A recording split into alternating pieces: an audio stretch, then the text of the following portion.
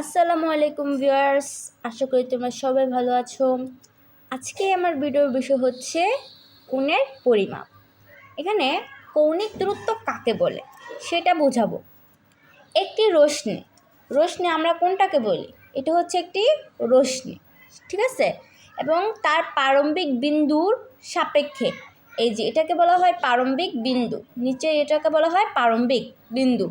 এটা হচ্ছে প্রারম্ভিক বিন্দুর সাপেক্ষে প্রারম্ভিক অবস্থান থেকে ঘুরে প্রান্তিক অবস্থানে পৌঁছালে, আর এটাকে বলা হয় প্রান্তিক অবস্থান, ঠিক আছে? এটাকে বলা হয় প্রান্তিক অবস্থান। প্রান্তিক অবস্থানে পৌঁছালে একটি কোণ উৎপন্ন হয় বা একটি কোণ তৈরি হয়, আর এই কোণকেই উক্ত অবস্থানদ্বয়ের কৌণিক দূরত্ব বলে। এই কোণকেই উক্ত অবস্থাদ্বয়ের কি বলা হয়? কৌণিক দূরত্ব বলা হয়। অর্থাৎ প্রান্তিক ও প্রারম্ভিক ও প্রান্তিক অবস্থানদ্বয়ের যে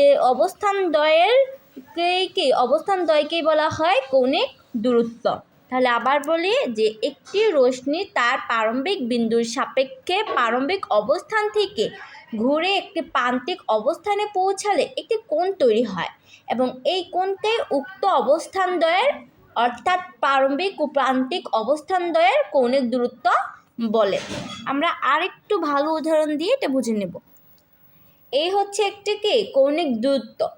তাহলে এখানে ধরি ও এ হচ্ছে কি?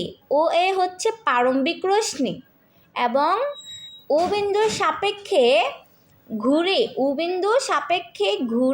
ও বি অবস্থানে পৌঁছালো। ও এ বিন্দু বিন্দুর সাপেক্ষে ও বি অবস্থানে পৌঁছালো। তাহলে কোণ এ ও বি একটি কোণ তৈরি হলো। ধরি কোণ এ ও বি হচ্ছে একটি কি সমান হচ্ছে থিটা। সুতরাং থিটাই হলো ও এ এবং ও বি এর মধ্যবর্তী কৌণিক দূরত্ব। আশা করি তোমরা কৌণিক দূরত্ব কি সেটা বুঝেছো।